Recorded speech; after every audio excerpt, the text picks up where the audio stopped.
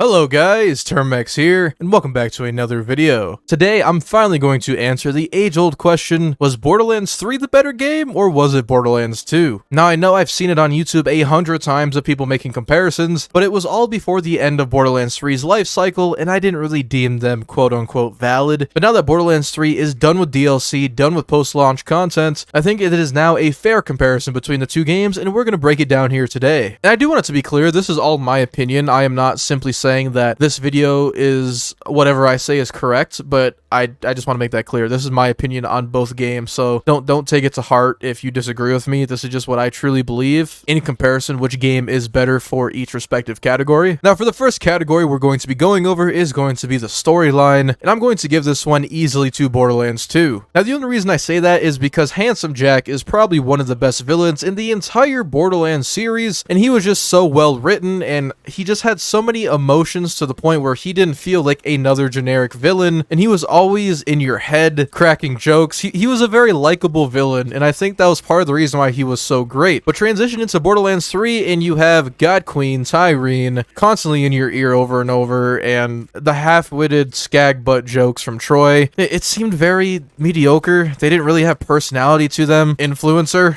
I don't know. But it never really felt like they were that vital to the story, because if you go to Borderlands 2 with Handsome Jack, he's always planning, right? He's always one step ahead before you do anything, but it seems like Troy and Tyreen kind of just show up whenever, and that's why I have to give the points to Borderlands 2 in my opinion. And now for the second category, we do have gameplay, and I'm going to have to easily give this to Borderlands 3. And I say this because of the new vaulting and mantling mechanics, all of that kind of stuff, the way the UI looks, and just general fluidity. Is that the word? Fluidity? I think that's the word. Fluidity. Including sliding. Sliding was probably my favorite thing in Borderlands 3. Even now when I load up Borderlands 2, I try to slide, but I simply can't.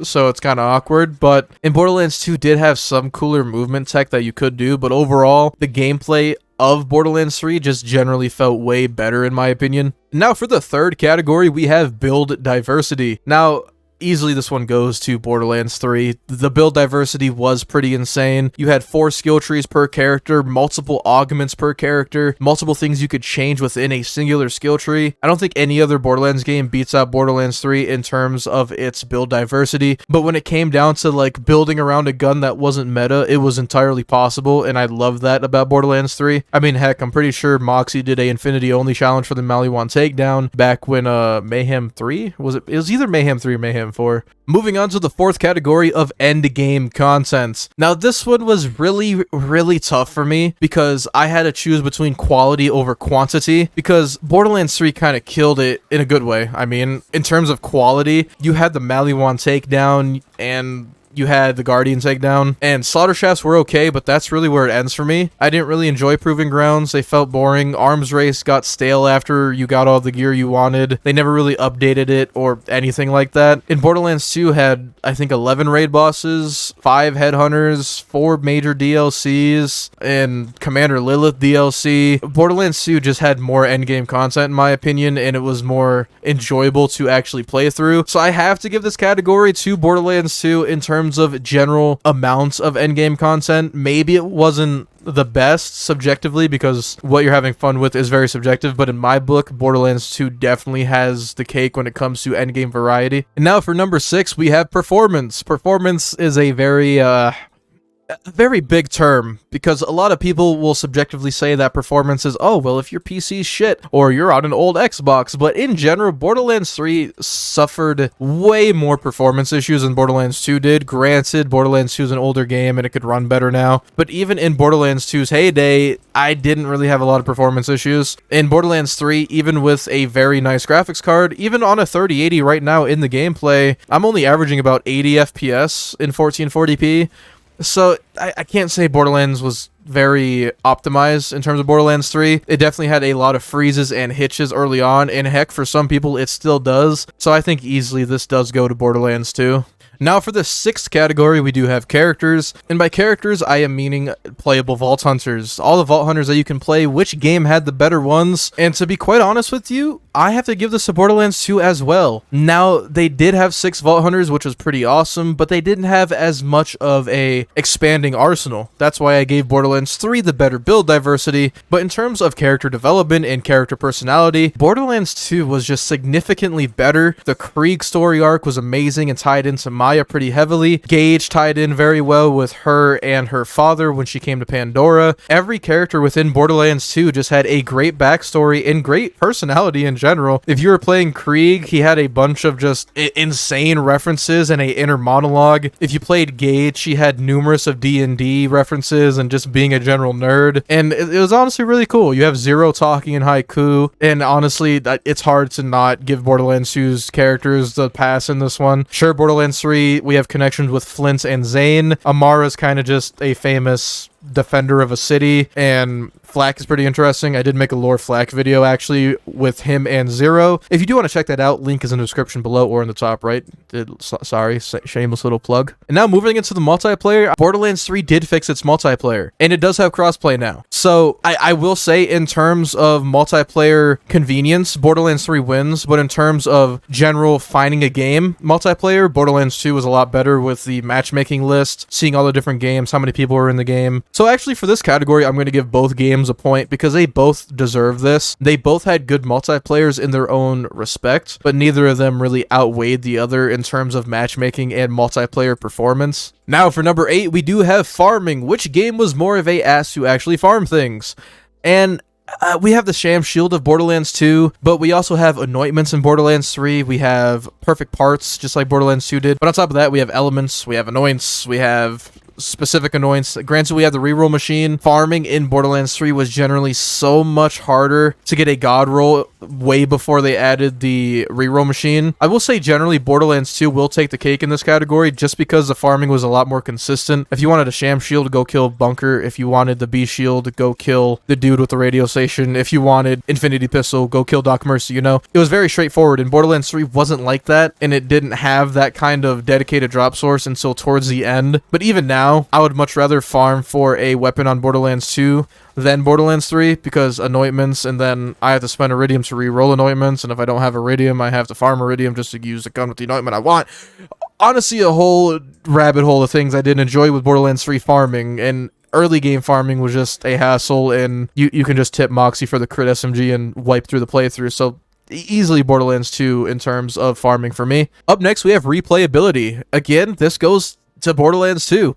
Like I just said before, Borderlands 3's early game scale was just so tragically ruined because of the constant buffs and overbuffing of weapons to match the end game scaling that it kind of made early game very boring and very just not fun. You weren't able to do challenge runs as efficiently, and Borderlands 2 has always been great in terms of that. The early game balance of Borderlands 2 is arguably way better than any other game. Like level 50, when level 50 was a level cap, was really fun because anything felt viable, and then level caps increase and then less and less.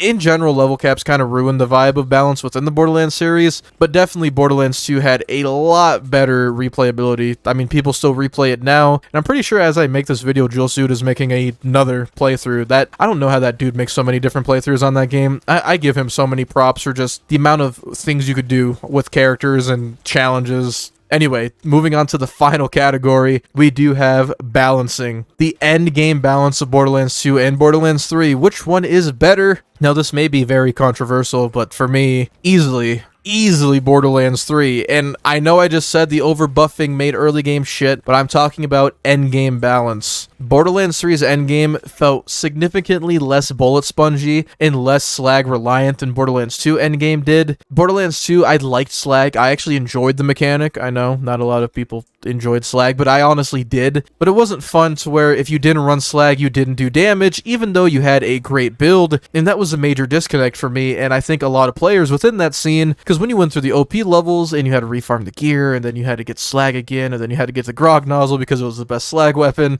or the the Slaga if you're running Axton, yada yada. It's just how it was, and I feel like Borderlands 3 Mayhem 4 was probably the best spot in terms of endgame balance, but I'm okay with Mayhem 11 as well. Granted, I don't think it's as good as Mayhem 4 was, but definitely better than Borderlands 2's OP10. OP10 just makes me cringe, to be quite honest with you.